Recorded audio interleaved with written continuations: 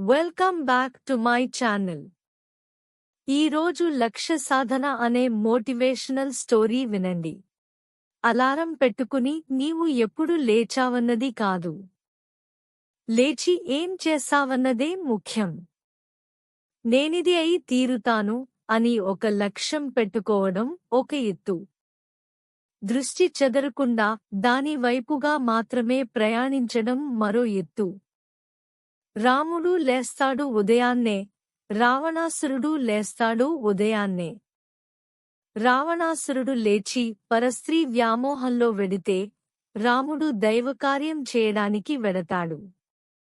లక్ష్యం దిశగా నీ ప్రయాణం ముందుకు సాగకుండా వెనక్కి లాగేవి రెండు ఉంటాయి. వాటిలో ఒకటి అహిత శత్రువు, అంటే శత్రువు నీకు కనబడడు, కాని పక్కన చేరి పాడు చేస్తుంటాడు.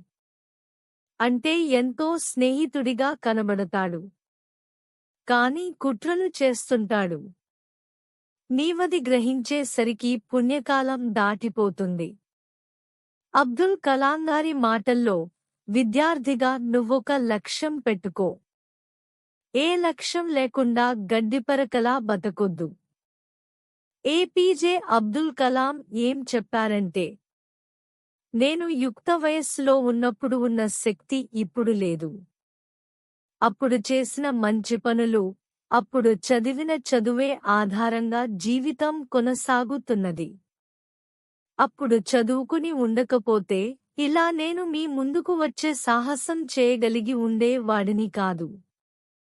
శక్తి నిరుపయోగం కాకుండా ఉండాలంటే ఒక లక్ష్యం ఉండాలి. ఏ లక్ష్యమైనా అలవోకగా సాధించలేం. అందుకే చిన్న లక్ష్యాన్ని పెట్టుకోవడం నేరం అని నాకు అర్థమైంది అని అన్నారు. అంటే పెద్ద లక్ష్యాన్ని పెట్టుకుంటేనే ఎక్కువ శ్రమ చేసి దానిమీద దృష్టి పెట్టుకోగలుగుతారన్నమాట.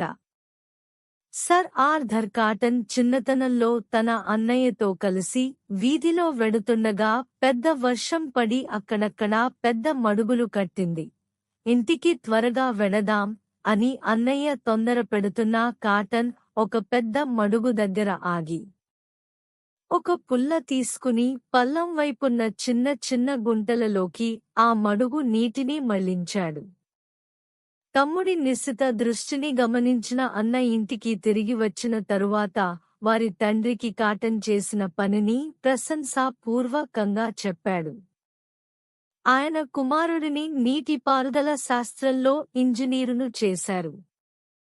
ఆ మహానుభావుడే తరువాత కాలంలో ధవళేశ్వరం దగ్గర గోదావరిపై ఒక గొప్ప ఆనకట్ట కట్టి తూర్పు, పశ్చిమ గోదావరి జిల్లాల్లో లక్షల ఎకరాల్లో బంగారం పండడానికి కారణమయ్యాడు. ఇద్దరు శత్రువులు. మీరు లక్ష్య సాధన దిశగా వెళ్లేటప్పుడు మీరు ముందుకు వెళ్లకుండా ఆటంకపరిచేవి రెండుంటాయి. అవి హిత శత్రువు, అహిత శత్రువు. ఈ రెండింటి విషయంలో చాలా జాగ్రత్తగా ఉండాలి.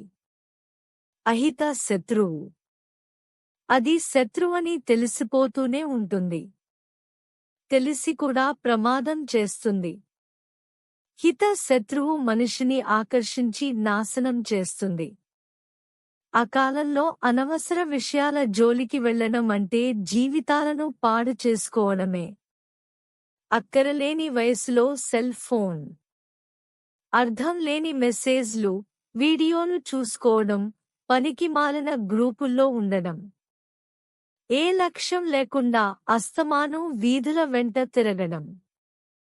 ఏ పని లేదు కాబట్టి పక్కింటి వాడిని కలిసి కబుర్లాడడం.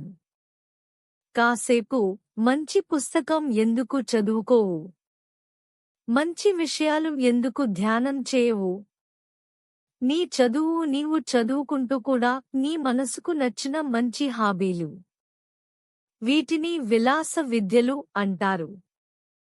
వీటిని అభ్యాసం చేయవచ్చు. నీ చదువు నీవు చదువుకుంటూ ఒక మృదంగం, ఒక వేణువాయిద్యం, ఒక కర్ణాటక సంగీతం, అలా ఏదైనా అభ్యసించవచ్చు. ఒకప్పుడు ఆంధ్రా మెడికల్ కాలేజీలో ఆచార్యుడు గొప్ప వైద్యుడు అయిన శ్రీపాద పినాక పాణిగారు సంగీతంలో నిష్ణాతుడై చాలా పేరు ప్రఖ్యాతులు గడించాడు. చిట్టచివరకు మహావృద్ధుడై మరణశయ్యపై ఉండి కూడా నేదునూరి కృష్ణమూర్తిగారి లాంటి విద్వాంసులు, పలువురు శిష్యులు ఆయన మంచం పక్కన నిలబడి కీర్తనలు పాడుతుంటే వింటూ ప్రాణత్యాగం చేశారు. ఆయన ప్రఖ్యాత వైద్యుడై కూడా విలాస విద్యను కష్టపడి నేర్చుకుని అంత స్థాయికి ఎదిగారు. అందుకే మనిషి తనను ఆకర్షించి పాడుచేసే వాటి వైపుకి వెళ్ళకూడదు. నిగ్రహించుకోగలిగే శక్తి ఉండాలి.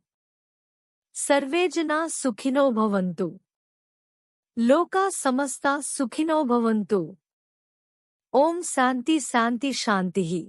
మీరు ఈ కథ విన్నారు కదా? నచ్చితే లైక్ చేయండి, షేర్ చేయండి, నా ఛానల్ని సబ్స్క్రైబ్ చేయండి.